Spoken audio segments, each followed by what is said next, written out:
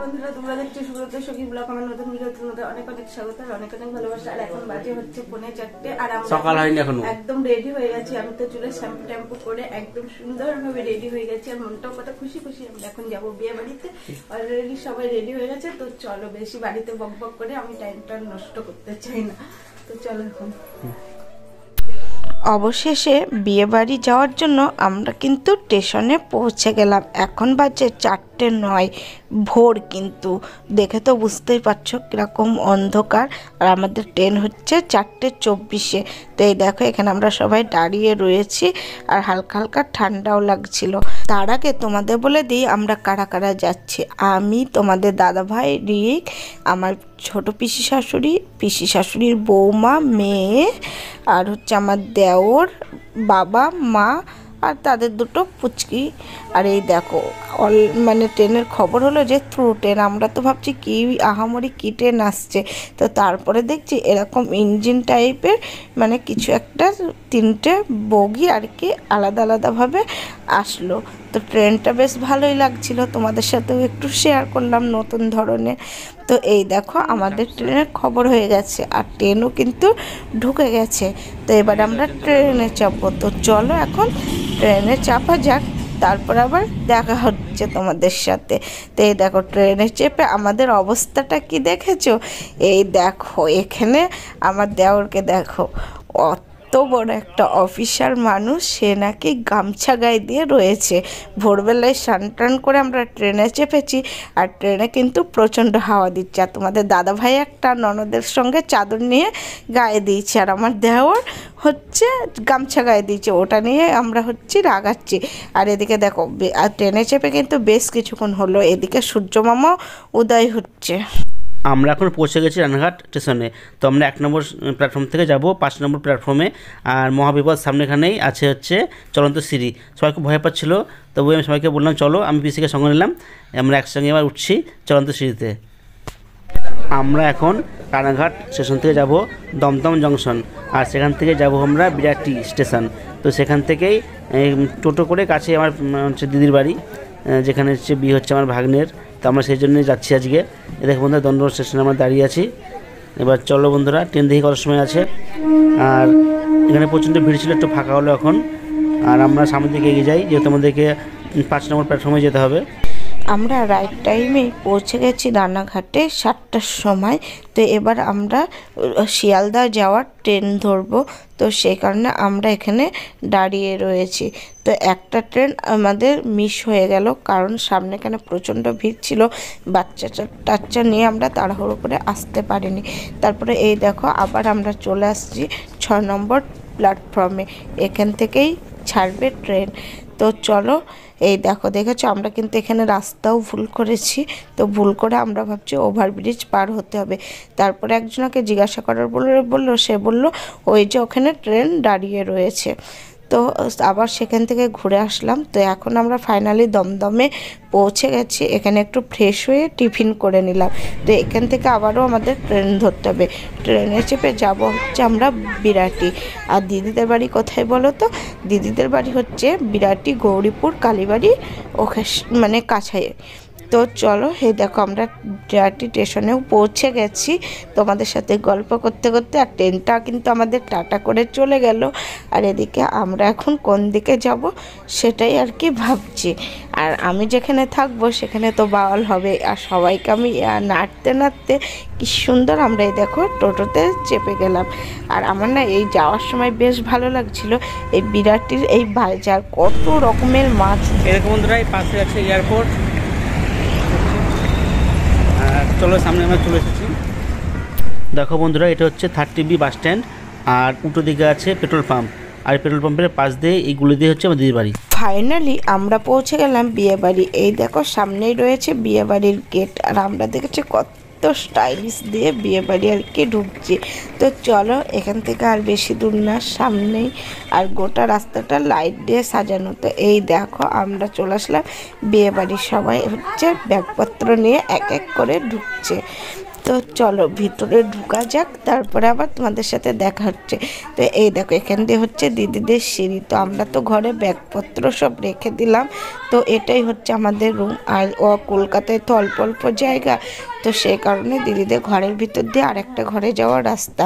আর এই ঘরে রান্নাঘরও আছে, আর এই ঘরটাই আমাদেরকে দিয়েছে, আমরা সবাই আর কি থাকবো।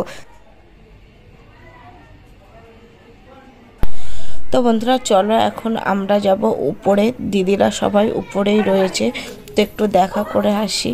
তো এই দেখো বাবু কিন্তু এর আগেও এসছে, আর বাবুর কিন্তু চেনাশোনা আর এই বাড়িটা, তো সেই কারণে বাবু কিন্তু আগে আগেই চলে যাচ্ছে। আর বাবু যখন আসে তখন কিন্তু খুব ছোট, কিন্তু ওর সবটাই মনে আছে।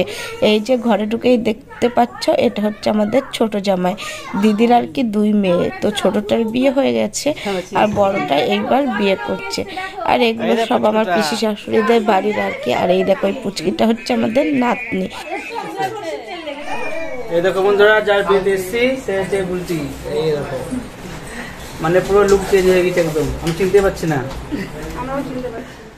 চিনতে পারছো বন্ধুরা? এই দেখো এটা হচ্ছে 5 বছর আগেকার লুক, আর এখনকার লুক তো তোমাদের শেয়ার করলাম। আর ওর কোনো প্ল্যান ছিল না বিয়ে করার, সবসময় ছেলেদের মতন স্টাইলেই থাকতো।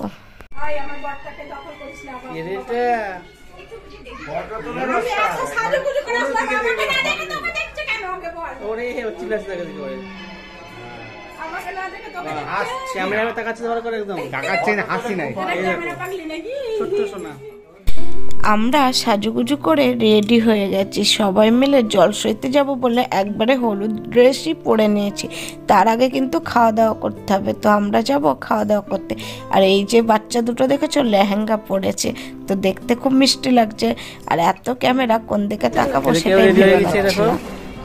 এখন যাবো ব্রেকফাস্ট, লাঞ্চ হবে। চলো 12টা পার হচ্ছে, আমার ব্রেকফাস্ট না লাঞ্চ হবে। চলো বন্ধুরা লাঞ্চ করে নিলাম, তারপরে আবার আসছি।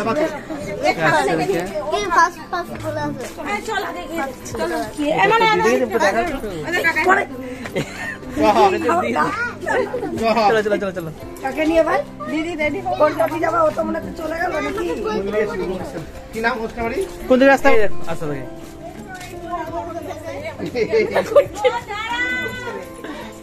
আসো। এই দেখো লাঞ্চ করতে যাচ্ছে সব। ফাইনালি আমরা পৌঁছে গেলাম লজে। লজটার নাম মাতৃ আশিস ভবন। এখানেই হবে আজকে আমাদের বিয়ের অনুষ্ঠান। আমাদের বিয়ে না, মানে ভাগ্নের আর কি বিয়ের অনুষ্ঠান। তো চলো এখন আমরা ভিতরে ঢুকছি। আর দেখেছো আমরা যেখানেই যাই কিন্তু স্টাইল মারতে ভুলি না, যাতে আমরা ক্যামেরায় আসছি নাকি সেটাই আর কি। তো চলো এখন সোজা খাওয়ার জন্য যেতে হবে উপরে। আমাদেরও প্রচণ্ড খিদা পেয়েছে। আমরা সে খেয়েছিলাম দমদম স্টেশনে পরোটা রুটি, তারপরে আর কিছু খাইনি। তো চলো সবাই মিলে, সবাই খিদা পেয়েছে, আমরা যাই। যদি আসতে আমার দেরি হয়ে গেছে এখানটাই অনেকটা উপরে। খেতে এসেও ঘোর বিপদ। আর কথাতেই আছে কপালে যদি না থাকে, চোখের সামনে হাজার জিনিস থাকলেও খেতে পাওয়া যায় না। আমাদের অবস্থাও ঠিক তাই।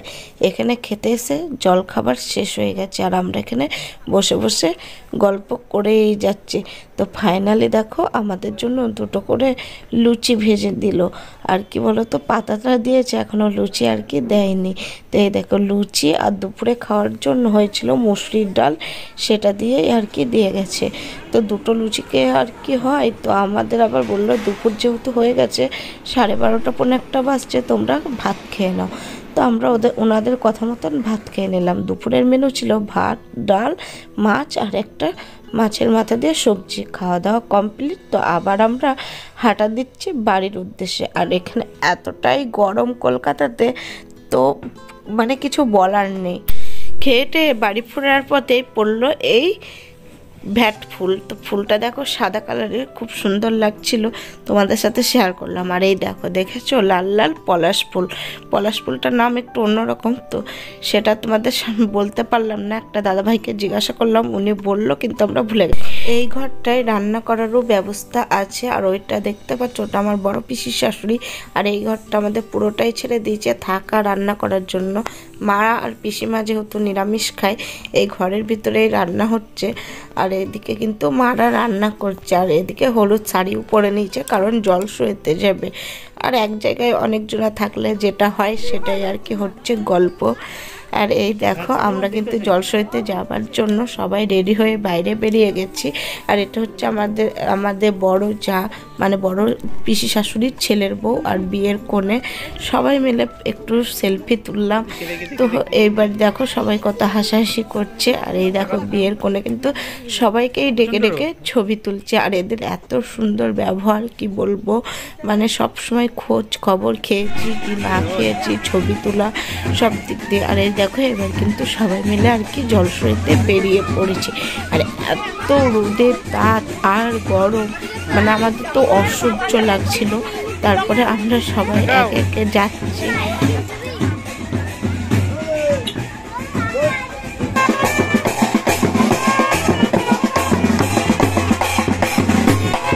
তো আমরা জল সইতে যাওয়ার জন্য বেরিয়ে পড়লাম। আর এখানে চলে এসছে গায়ে হলুদের তত্ত্ব।